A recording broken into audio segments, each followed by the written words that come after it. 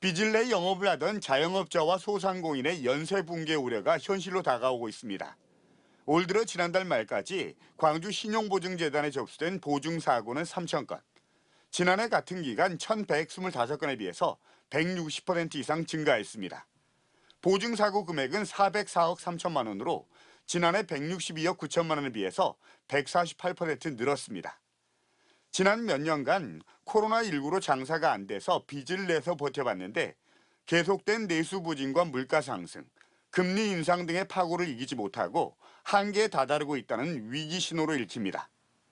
일은 너무 힘들게 하는데 수입은 많이 없고 이걸 이렇게 해서 이렇게 살아나가야 되는가 이런 생각, 저런 생각도 많이 했습니다.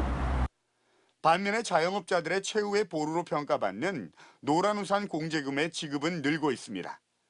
광주의 경우 폐업 공제금 지급액은 올 들어 지난 8월까지 2,100여 건에 220억 원, 지난해에 비해서 61% 이상 늘었고 이미 지난해 지급 총액 215억 원을 넘어섰습니다.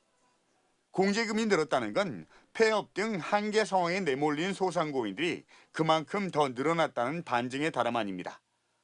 더욱이 광주의 경우 영세 사업자와 소상공인의 비율이 타 지역에 비해서 상대적으로 높고 최근 위니아그룹의 법정관리 여파 등으로 협력업체들의 피해가 커지고 있는 만큼 정부의 정책적 지원이 절실하다는 목소리가 큽니다.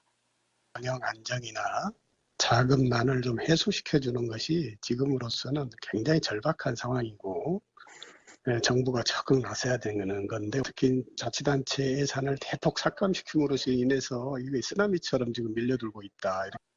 7%를 넘어선 주택담보대출금리와 유가 인상, 그리고 이스라엘과 하마스의 충돌 등 해외 전쟁의 여파로 물가가 가파르게 치솟고 있는 것도 영세 사업자와 소상공인을 옥죄고 있는데 마땅한 출구가 없다는 게 고달픈 현실입니다.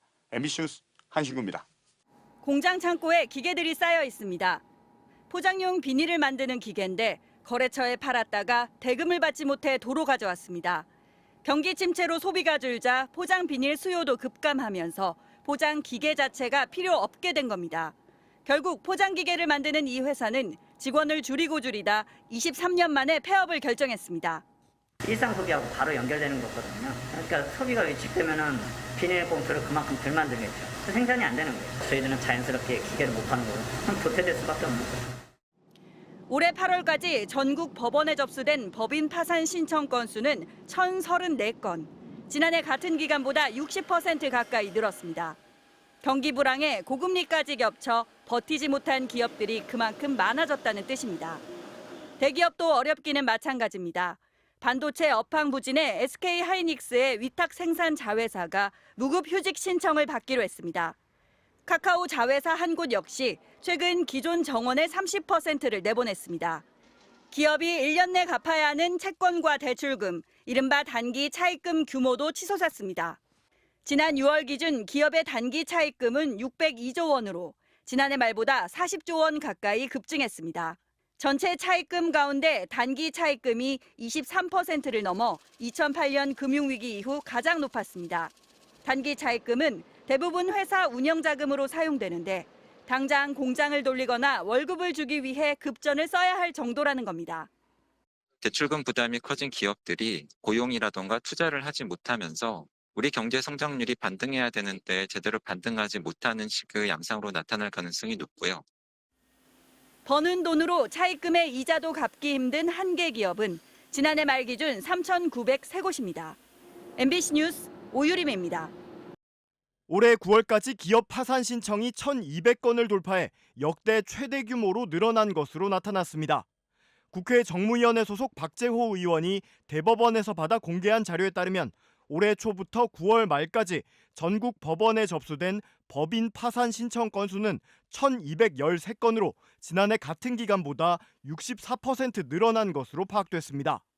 이는 지난해 1년간 접수된 전체 파산 건수 1,004건을 이미 훌쩍 넘어선 수치입니다. 하루에 4.5개 기업이 법원을 찾아 파산 신청을 한 셈입니다. 그 이전 코로나19 확산으로 자영업자들이 큰 어려움을 겪었던 2020년과 비교해도 이미 13.5%나 더 많은데 채무자 회생 및 파산에 관한 법률이 시행된 2006년 이후 최대치를 기록한 겁니다. 특히 기업을 어떻게든 살려보려는 제도인 회생 신청에 비해 아예 회사를 접는 파산 신청이 훨씬 많다는 점도 눈에 띕니다.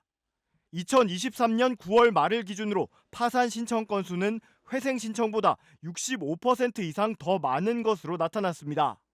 고물가 고금리의 경기 침체로 인해 앞으로도 기업이 살아날 가능성이 적다는 비관적 전망이 늘어나고 있기 때문으로 풀이됩니다.